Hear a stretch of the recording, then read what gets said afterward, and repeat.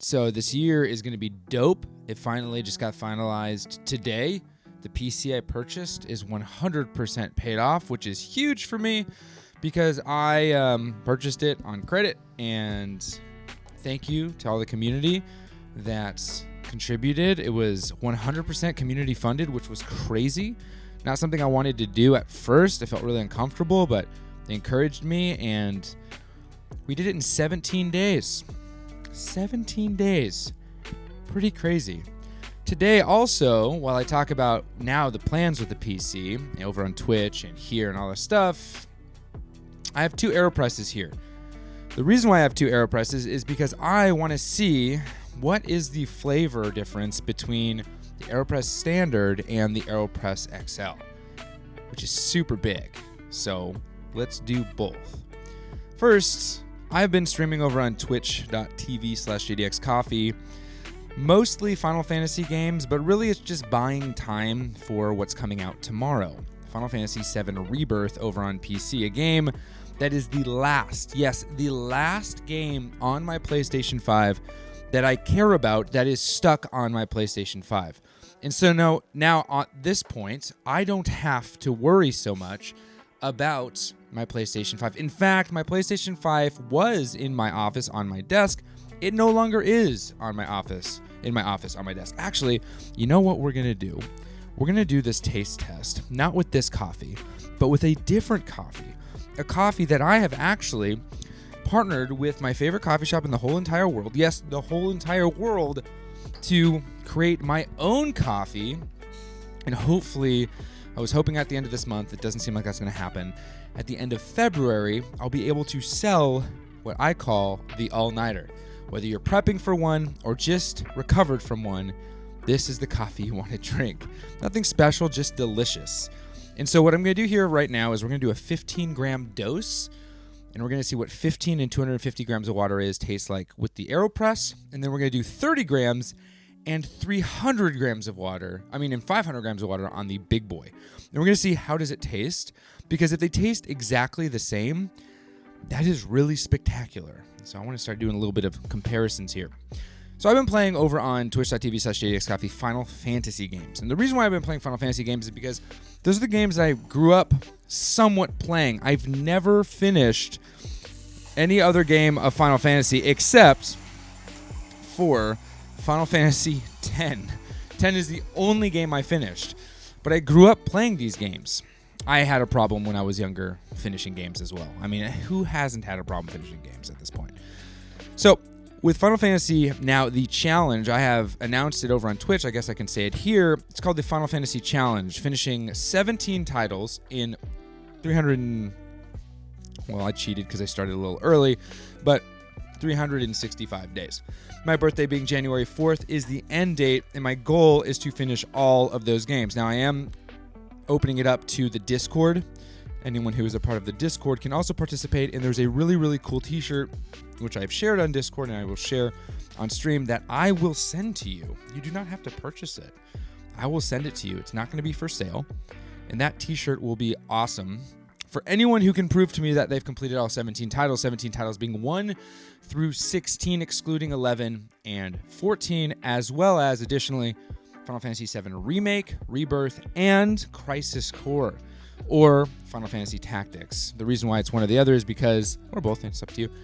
If you want to play Tactics, you have to emulate it, and I don't feel like requiring emulation is a good thing for a challenge. So, that being said, that is what it is.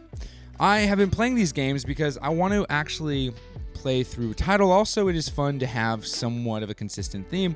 And I recently finished Final Fantasy 1. And something I learned through the Final Fantasy 1 gaming, nothing spectacular, nothing profound, nothing crazy, was the idea of the beginning of my favorite style of gaming outside of platformers, which is the JRPG, the turn-based JRPG. And more importantly, the idea of waiting, the idea of grinding, the idea of pushing through. Now, some would see grinding as a tedious, somewhat obnoxious, mundane kind of thing, but I find it as a mechanic that exists in games that it's just kind of part of the territory.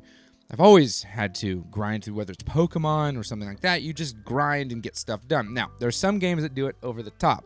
WoW, for instance, was a game that really heavily in some areas at the beginning of it, you're just like, I'm grinding these things. This is crazy.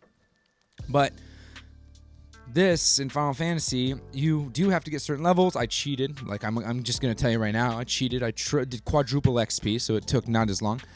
But the idea behind these, just making your character stronger to defeat bosses were actually really hard. And consequences, this is something that I miss in video games as a whole. It's why I'm such a fan of Donkey Kong as a platformer, because it is a more challenging platformer. But the consequence for actually losing was moderately high.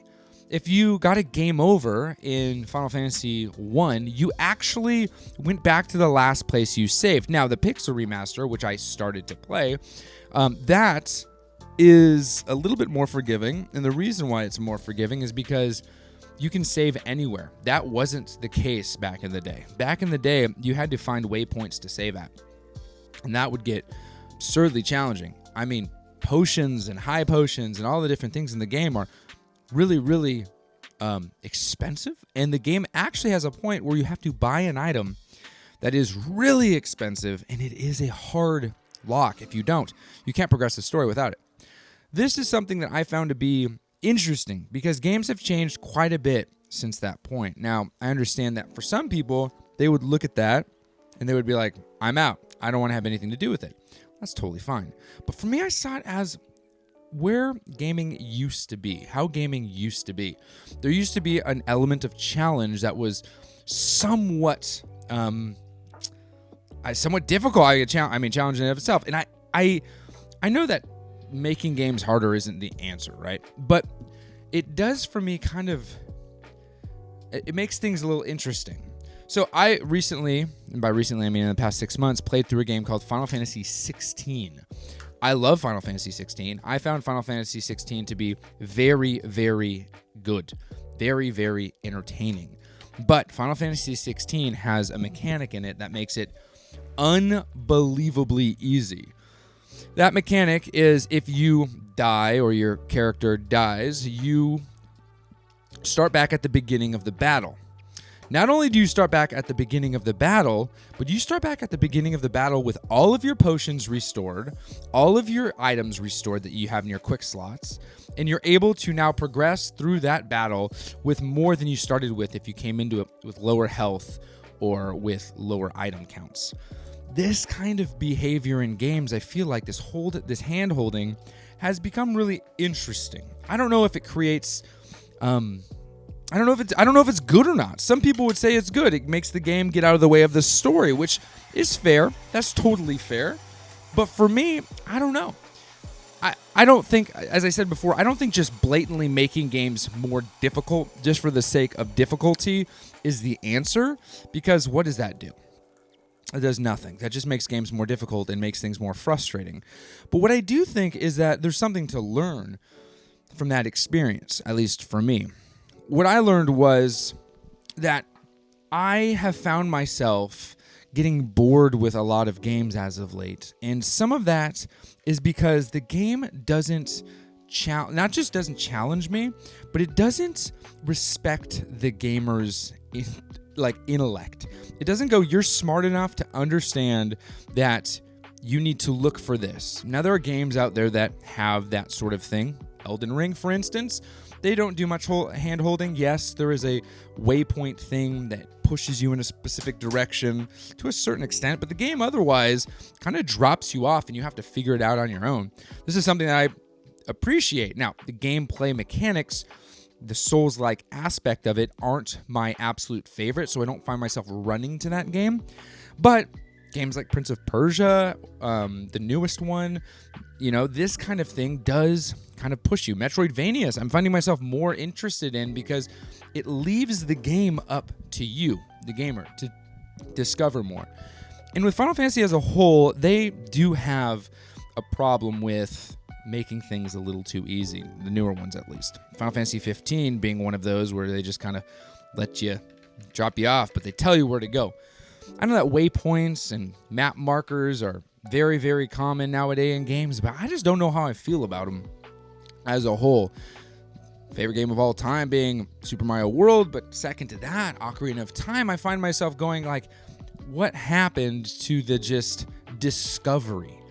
And this is something that I'm really excited about experiencing in the Final Fantasy series, is the idea of discovery. I know in Final Fantasy 1, I ended up having to use a guide because the discovery aspect of it was a little outside my understanding. And this for me was, I'm embarrassed to say, something that we're a little short on that, I kind of feel that was ushered in because of my more modern style of gaming. I found myself running to guides because I had forgotten how to play or to discover in games. I'd forgotten that reading text in dialogue boxes was important. I had forgotten that games actually at one point were created to be fully interacted with and not just completionist like done. All right, another 40 seconds. This is something for me that I was reminded of in Final Fantasy 1. A simple game, one that I think is well worth the 5-6 hour playthrough if you're looking into it. The Final Fantasy series as a whole isn't for everybody. I totally respect someone who is like, nah, dude, I just can't get into Final Fantasy. But for me, I find myself so intrigued by the franchise because of not only the history that Final Fantasy has in the gaming world, but the actual stories and the way that the games function. JRPGs as a whole, it's a very interesting type of game. JRPGs, they leave a lot of choice to the actual gamer, and they do, to a certain extent, at least ones that I grew up playing, require you to read and be engaged with the story. Press X to continue type of gaming is something that has become more and more popular with games like Uncharted. I mean, one of my I think it was my game of the year last year. Games like Indiana Jones is very, very press X to continue. Now, Indiana Jones was more of a puzzle game, so they had a pass there in certain ways. But for me, I find myself really, really enjoying these where you get immersed in the story, but also have to pay attention. I feel like this is kind of the thing that has been happening over this past decade of not just gaming, but society as a whole. Is like we are conditioned to not pay attention, to be like, oh, I didn't read any of the text or listen to any of the dialogue with the actual NPCs, and so now I'm just going, okay, press the button that shows me where to go. I'm fully guilty of this. When I was playing through Hogwarts Legacy, I literally ignored everything and just pressed the button that shoots the little feather or owl or whoever it was to go to the area that I next had to go to. Rinse, lather, repeat. I mean, I joke with my friends who play World of Warcraft and I go like, hey, do you ever read the story? And they're like, the story? No. I just, how many Lionels do I have to kill? How many, like this kind of thing. And I know Lionels aren't in there, but it was the first thing that came to mind. Saber-toothed cats, which is like a starting area thing for, I think, the Blood Elves. This idea, this gaming style is, I don't know, is it like a job or is it actually enjoyment? And first-person shooters are its own bag of tricks, so that's kind of like a track game. But like something that was so unbelievably refreshing for me was going through this Final Fantasy playthrough. Now, here we are at the beginning. Sorry, not the final, the beginning of the tasting, having the XL right here and the standard here. I'm going to get my cupping spoon out. I'm going to rinse it. So it's rinsed off. And I am going to go for, first, the standard, which is the AeroPress regular. It's clean, easy. All right, a little rinsey. And let's go for the XL. All right. Now, it was short on water, so I do feel like there's a little more body, but I'm not mad about it. Okay.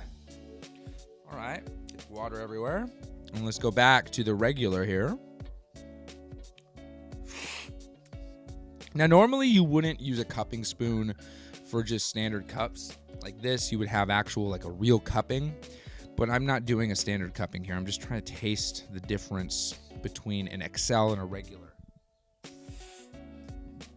All right, we're going to go back to the regular. To the XL.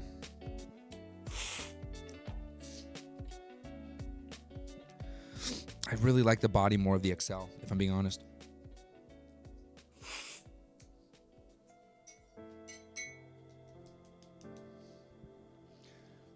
All right, well, I can honestly say there was a little bit of a recipe difference, so I kind of like botched it because I didn't have enough water. But the difference between the two, now I'm just going to normally sip them because I'm curious now. So that's the regular.